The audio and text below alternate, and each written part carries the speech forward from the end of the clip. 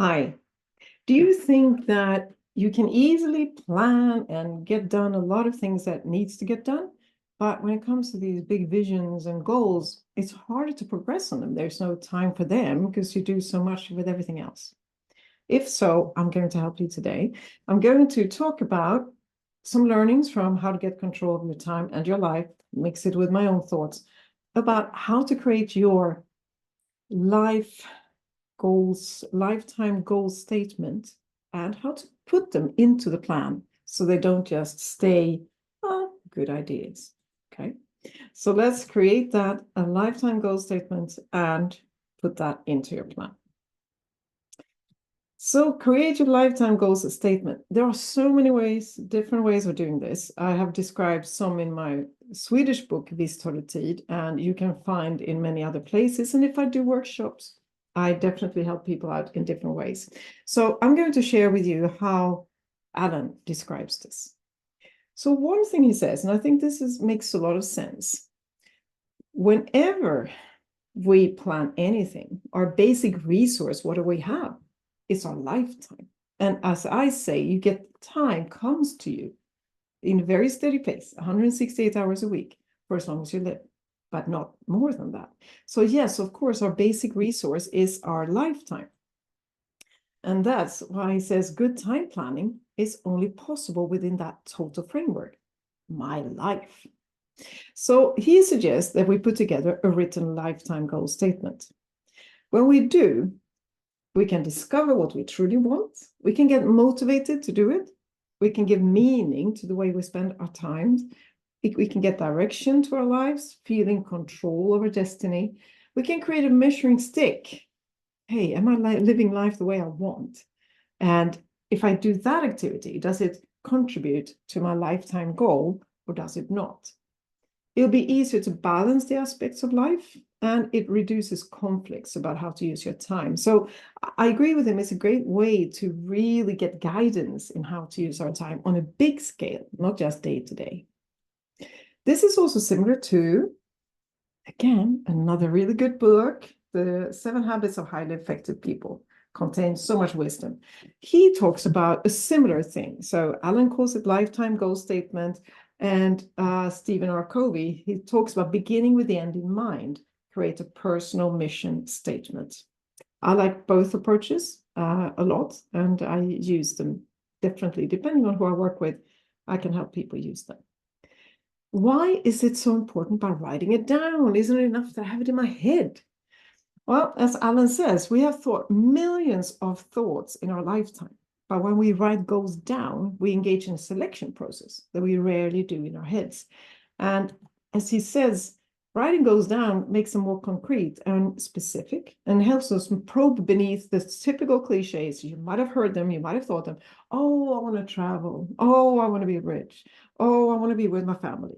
These are all good, but it doesn't help you much because it's so big. It's so general. By writing it down, you can get more specific and you can start working with it. So he describes in his book your lifetime goals exercise. I'm not going to go through the details. That would be too much for one video, but I'll give you the principles. He suggests paper and pen. Of course, you can use a computer, but some people still say that we think better, that there are other processes if we use paper and pen. And that you answer 3 questions and that you do it the same way as journaling is often described, without censoring. Just let the pen go, just write. Don't spend too much time. He suggests 2 minutes.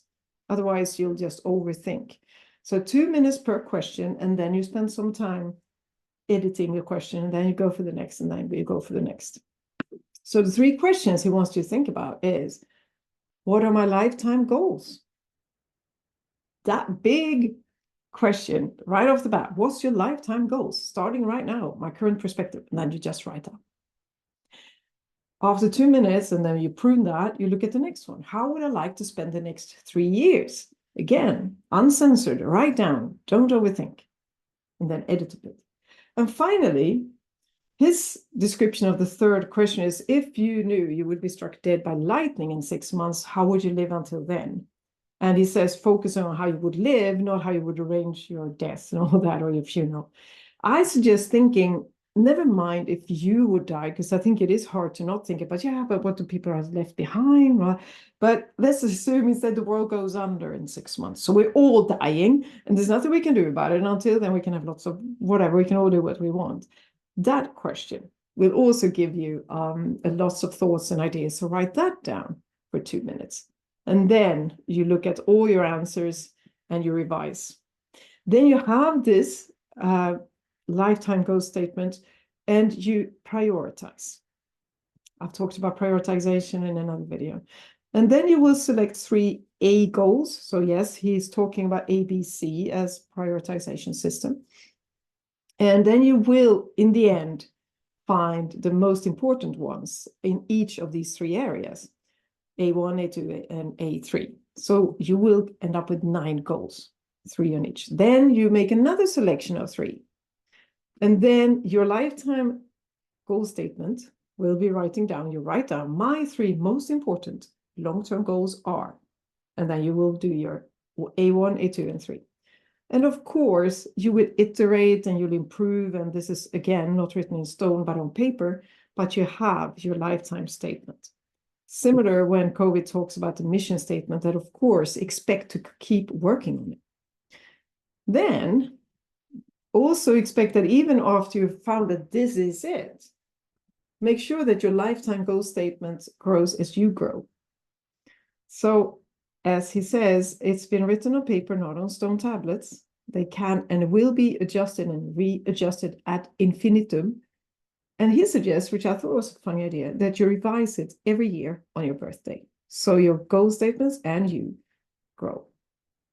Now, let's look at, fine, great, I got lifetime goals, but how am I going to fit that in? I have so many other things to do. Well, we've talked a lot about the importance of planning in these videos, and let's start with adding the activities to your lifetime goals and add them to your plan so they don't get down prioritized. There will still be other tricks to do, but I'll come to that in other videos. So how do you add the activities? Well, first of all, we have to create the activities because goals are not the same as activities. So look at these goals you had, the 9, or that then became 3, the A1, A2, A3, and list activities towards them. Again, you make a similar type of exercise, 3 minutes, and just be creative. Lots and lots and lots of ideas on what you can do. So we start by being creative and spend 3 minutes per A1, per A2, and A3, and write lots. And then you improve, then you edit afterwards. So again, this is no censoring, just keep writing, similar to journaling. After you've been creative, then you can be practical. Okay, how am I going to prioritize the activities related to the prioritized goals? Well, first of all, like I said, we weren't censoring. So now we're going to eliminate low prio items so we don't end up with too much. How do we eliminate them? And I think this is an interesting way to do so. Now ask yourself, am I committed to spending at least 5 minutes on this activity in the next 7 days? And if you think like, nah, then just take it away. You don't have to decide or defend for yourself why you say no, just strike it through. You will have enough activities to do anyway. Then you put together your 3 lists because you had the A1, A2, A3, and you'd make another selection. You probably have about a dozen activities that you think you're willing to put time into during the coming week, and then prioritize them. In which order is this important? Which ones do I want to do? And then you do classical planning. What's my deadline? When do I want to get this done? Schedule it within the coming week. So you do get it done this week. Not like, I'll do it sometime next year. You're going to do it next week. Make this happen. And then he suggests work on at least 1 A activity per day. So you feel like, hey, I am progressing towards the big goals. Pick the one you want to do the most. And if an activity seems overwhelming, divide it into smaller segments. So that's the prioritization, that's the listing of activities. And then, of course, let's add it to your weekly schedule. So he suggests lay out a weekly schedule, block time for A activities that require much time. Because sometimes, I can't just spend 5 minutes and make progress. This requires more time. Well, we're talking about lifetime goals here. Let's spend some time on them then. So block times, enough time to build momentum. Maybe you want to reserve particular days for larger projects. Maybe it's like every Tuesday I do that, every Thursday morning I do that.